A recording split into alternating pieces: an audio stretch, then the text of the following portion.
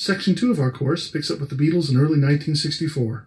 The group is seen for the first time on U.S. TV, as I mentioned, on January 3rd, when NBC TV's Jack Parr show airs a clip of She Loves You from the BBC special The Mersey Sound, which can now be bought on the Beatles video and DVD called The First U.S. Visits. On the 15th of January, the band makes a French debut in Versailles and does a 20-date stint in Paris. During this time, the Beatles also record the two songs we discussed, Sie liebt dich and Komm gib mir deine Hand, German versions of She Loves You and I Want to Hold Your Hand. Then the news comes. #1 U.S. hit with I Want to Hold Your Hand. The Beatles celebrate with steak dinners in Paris. In February, I Want to Hold Your Hand is described by Billboard as a driving rocker with a surf on the Thames sound and is played on American radio. Becomes the fastest ever UK million seller in the United States, and it stays at #1 until May of that year. February 7th, 1964. Many people consider this the beginning of the British invasion. The Beatles come to America. Pan Am Flight PA-101 touches down at 1:20 Eastern Daylight Time at New York's John F. Kennedy Airport. The Beatles come to the U.S., and the experience is near riotous thanks to the major publicity engineered by Capitol Records and Brian Epstein.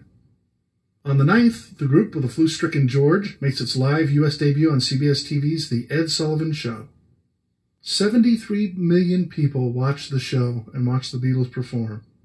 They perform All My Loving, Till There Was You, She Loves You, I Saw Her Standing There, and I Want to Hold Your Hand. And they are paid $2,400, a meager amount one might think, but Brian realized astutely that this was going to lead to huge things for the Beatles, so the money was secondary to the experience. So many people in America watched the Beatles on their debut performance that the crime rate dropped dramatically. One writer says even the criminals put down their stolen TVs, plugged them in, and watched the Beatles. It also helped the Beatles with timing. By that I mean the Beatles' timing was right on the mark.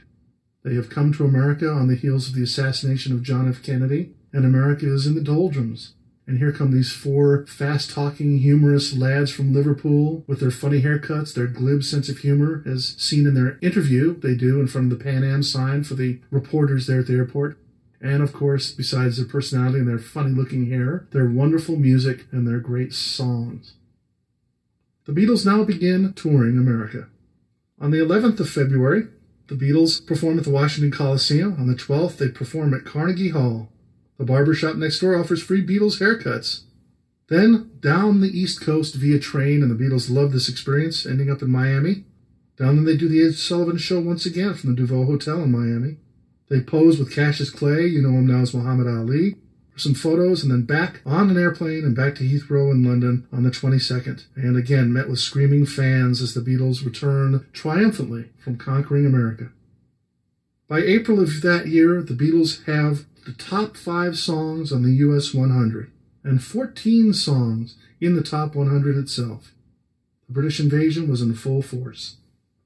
Those top 5 songs were Can't Buy Me Love, Twist and Shout, She Loves You, I Want to Hold Your Hand, and Please Please Me. By March, Introducing the Beatles, a Capitol-made record, comes to the top of the charts, and the Beatles begin work on their first feature film, A Hard Day's Night. Meanwhile, John writes a book of nonsense verse and rhyme entitled In His Own Right.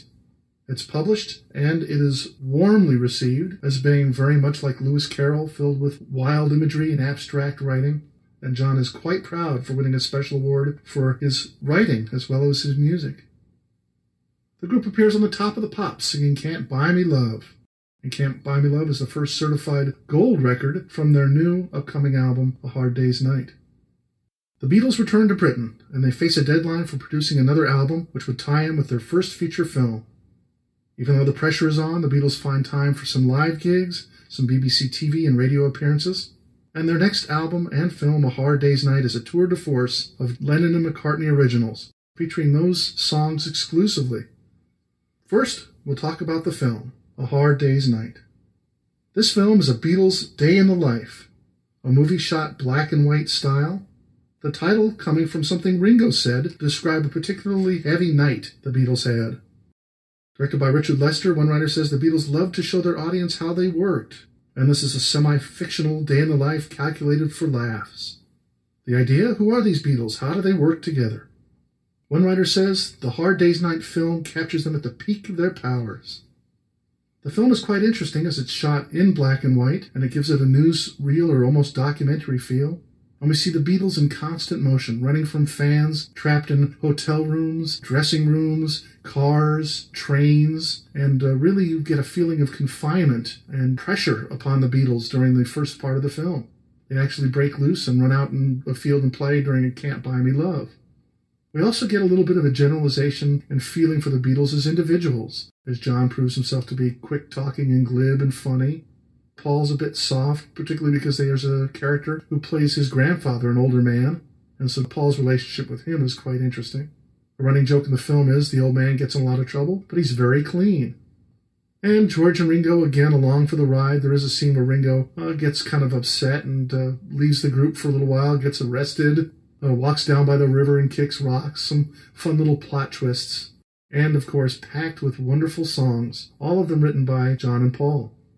Recently, Hard Day's Night DVD is put out, and you can see it and hear it in all its glory.